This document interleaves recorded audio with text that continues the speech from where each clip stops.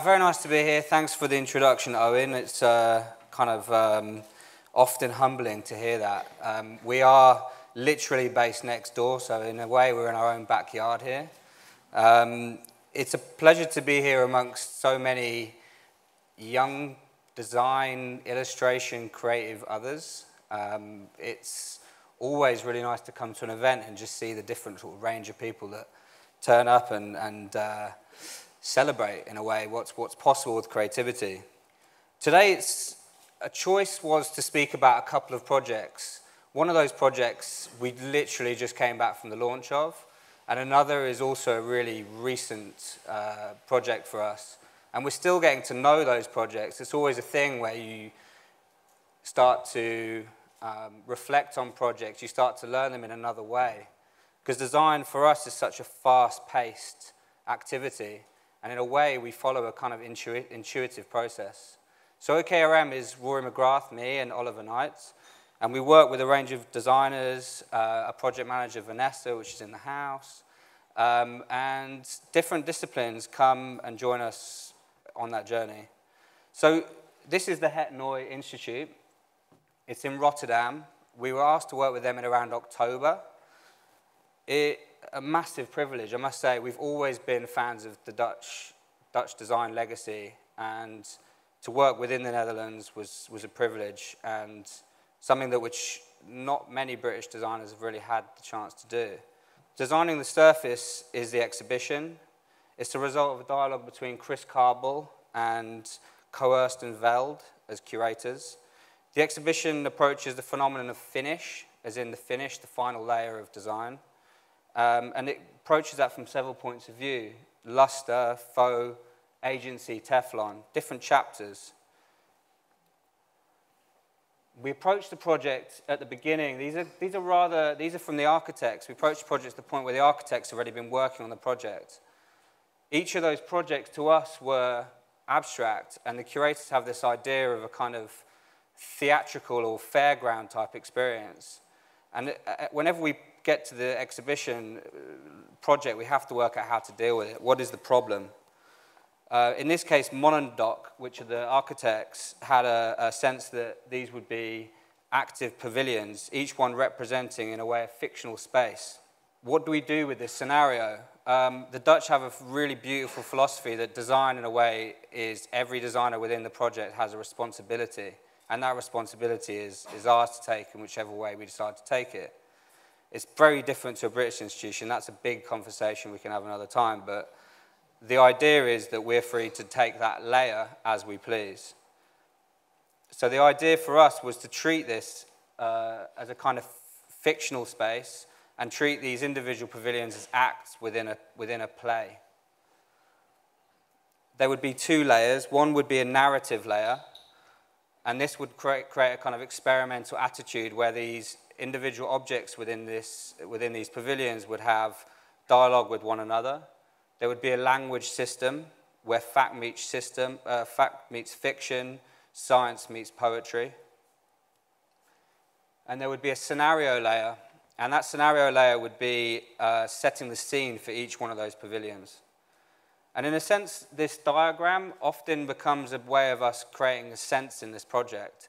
So every project seems to have a kind of diagrammatic scenario. The idea would be that we would create a publication. That publication would have a text within it. We would work with two writers, Jack Self, who we work with on the Real Review and other Real Foundation projects, and Kate O'Brien, who we had already collaborated with on a couple of other projects. And we would ask them to create this text under our direction. Each one of those acts would be described in a very specific way. And it's hard to read this. I think that the best thing would be to go and visit the exhibition in Rotterdam and understand it more. But in a sense, this individual objects within each of these acts would have a character, and we would follow a similar vernacular to the way in which theatre would work. Some of those objects would have names, like I said, so you'd have sunglasses or ski goggles, sorry, would become the stylist, or the Vanta black, which is the black which absorbs so much light would become the absorber. The horse, which is painted like a zebra, would become the deceptive, and a chair which is looks like bamboo but is made out of steel would become the devious.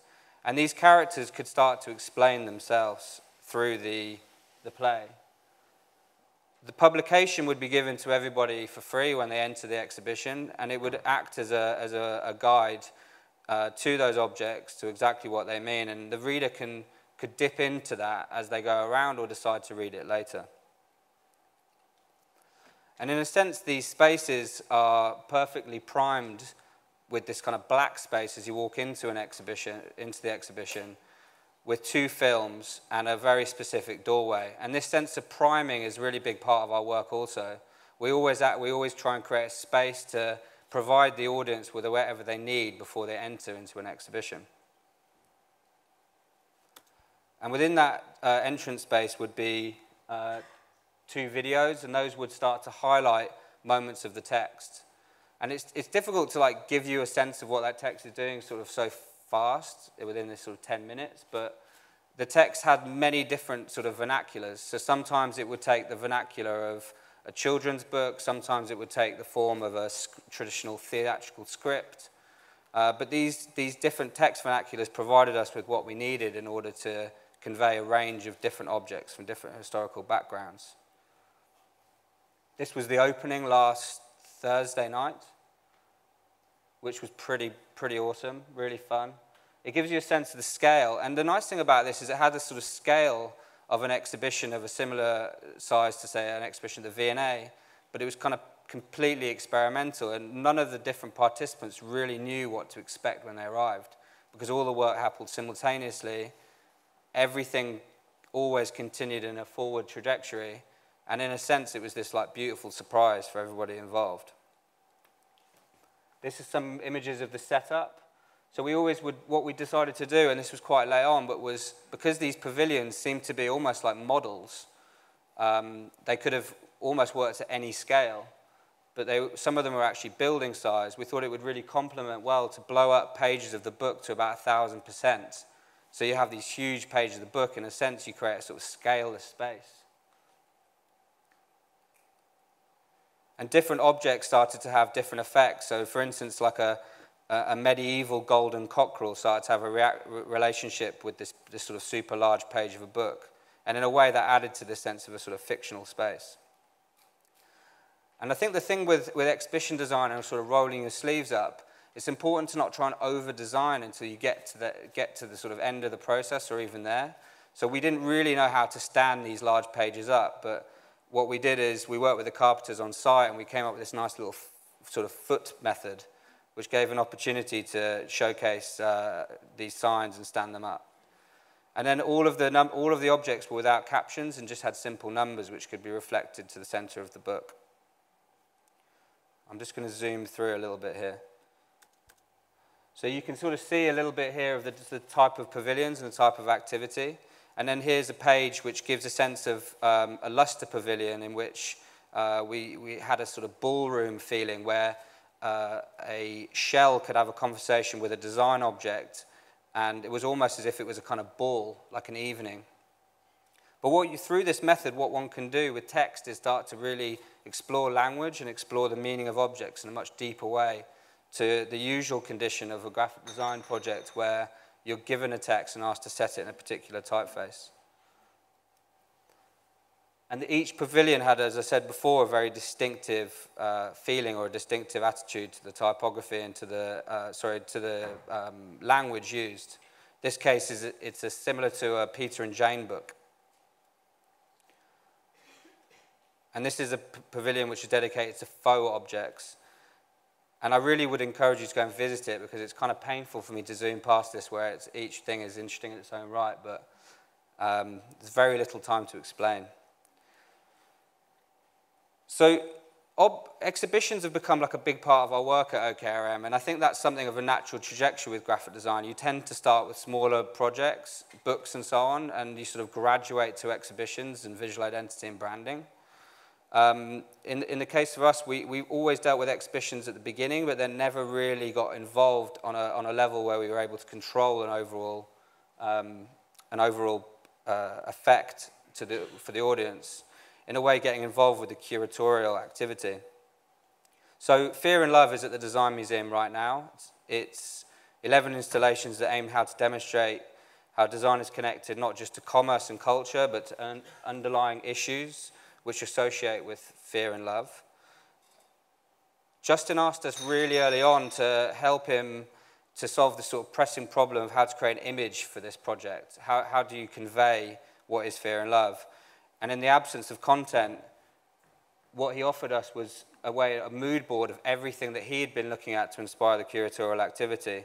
And in a sense, we would capture this curatorial thesis with a kind of spirit or mood. Which was also, the Magritte isn't there just for decoration, that was also like a big part. So how do you create a surreal understanding of the world around us today? So this was the campaign. I'm not going to go too much and talk too much about the campaign, but the images which came out of that are very much the direct work from that first conversation. The book was also part of that at the beginning, sort of getting to know the thesis of the exhibition. And then when we actually got to the exhibition, we started to really investigate in ourselves, what is the feeling, what is the mood of fear and love? And the first thing we did is research materiality and found objects and these kind of methods which you just don't see in design and exhibitions ever. They're the sort of things which you might get, in this case, it's insulation materials, it's materials associated with sort of terrible occasions like disease, evacuation, protecting people, balustrades, etc. We became kind of obsessed by this materiality. And in a way, that whole project was really about an investigation into these materials and how can we find the perfect mood, the perfect sampling, which we tested like there was no tomorrow, actually. We used a kind of direct printing method and all of these different insulation materials and so on, and we started to realize what would work and what could kind of create a sensation that you just have never seen before. You don't know what exactly it is. You don't have to put your finger on it. And rather than sort of investigate through presentation, in this case, what we started to do is create these forums or workshops in the studio where we would invite the different participants and we would start to investigate how these materials could live together and how ultimately they could relate to the architectural space with Sam Jacobs' studio. And it was a pleasure to work with these guys and also with Justin McGrath because they were so open to this kind of approach, which in a sense is a very sort of ungraphic design approach. There was, of course, graphic design in a traditional sense, in a sense of typography. And in that way, we took it very seriously, but it's a very, very different part of the project. It was very sort of hands-on was necessary, so we built the exhibition ourselves. I say me, I didn't actually myself. Ollie and Ben built the exhibition, but, you know, teamwork, as it would say. There was this lovely idea at the end. It's like, when you walk into this design museum, how do you convey the title? So we came up with this idea to build a kind of neon, but we didn't want to just build any old neon. We wanted to build a humongous neon. So when you go to the design museum, you'll see this almost like artwork-sized neon, which flashes between three levels. Okay, this is the sound of the opening. I didn't realize it had sound on it. Sorry about that. We also, as I said before, we tend to build diagrams of our projects, and sometimes those diagrams become part of the final outcome. In this case, this is the diagram of the exhibition, which was kind of inspired by these kind of very direct diagrams of housing projects you get sometimes in Switzerland on the right, or sometimes in the City of London on the left. And we always loved the sort of directness of the relationship between these maps and the built projects themselves. In this sense, this functions in a pretty similar way. And then you can start to see how these materials come together in real life. So you have standard street poles with iridescent patina. You have this kind of the pole protectors, which we became completely obsessed by, which are used for anything from stopping you banging your head on the bus to making sure that your pipes don't burn your hand when you happen to be looking in the roof for some sort of mouse or electrical issue. The exhibition itself was built around a curtain structure, and then these, which was very much a horizontal gesture, whereas the signage scheme was very much a vertical gesture.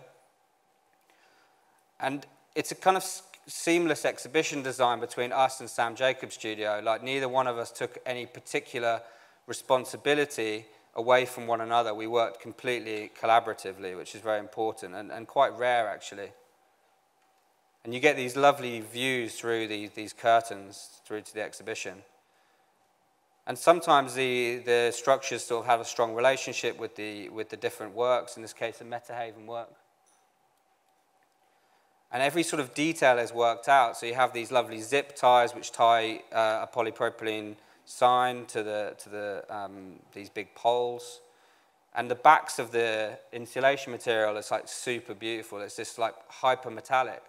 And if this was to be a signage material, it would cost so much, but because it's an insulation material that usually you wouldn't ever see, it's so cheap. I think it's about £20 of material that we ended up using.